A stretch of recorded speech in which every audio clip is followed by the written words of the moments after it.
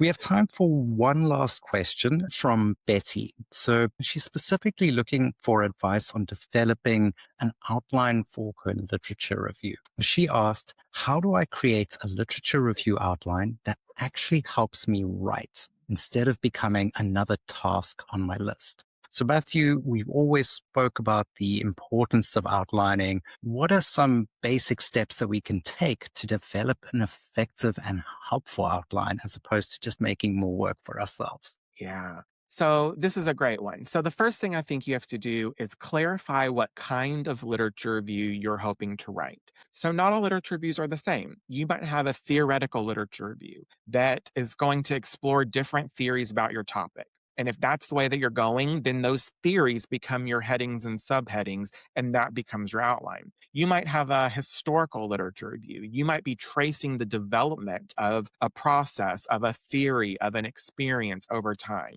And so that's going to be a chronological outline that you're going to create. You might have kind of a hybrid that's a little bit of both, where we have to discuss some historical elements. We also have to discuss some theories. You might have a literature review that is focused more, if you're more in like a hard science, you might have a literature review that's really focused on past studies and attempts at a thing. So you might categorize and group things like that. So I think that's the first step, is trying to figure out what model am I trying to follow here? And then that kind of guides you in the direction of your literature review outline. The next thing I think that's a little more granular is leveraging your note-taking instrument. So I'm a big fan of creating a literature review catalog.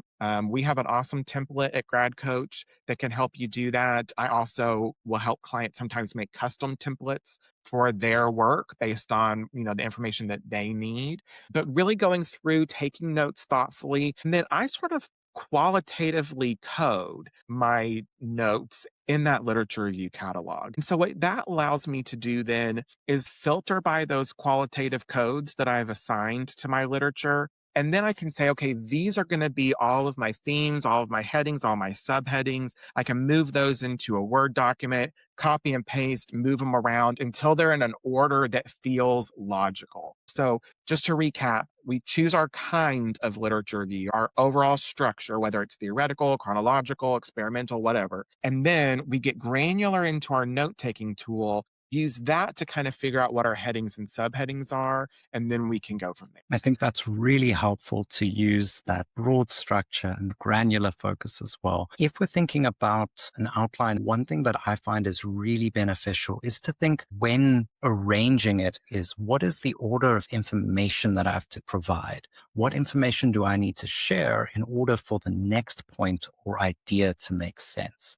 So for instance, if you're looking at the development of an idea or a concept in the field, you're going to look at who started it, who's developed it, what are the current gaps. And so that helps with that directionality of your research. If you're looking at relationships between different constructs, then you're going to have to first present those constructs. Who created them? Who developed them? How do they relate to the next construct? And so you would want to provide all of that basic information. So think about your outline as a sort of guidance document, a structure. And the other thing that I can recommend is no outline is going to survive contact with the writing process. It's perfectly okay to make changes to your outline. But why we make an outline is that it gives us something to work with. So for instance, I normally outline the broad sections of my chapter or literature review or paper that I'm working on. And then I also don't work through my document A to Z. Sometimes you get stuck at point C and you don't know how to finish C. If you've got an outline, you can start working on the next sections and then come back to that at a later stage. So that's the benefit of an outline, is it gives you that framework within which to write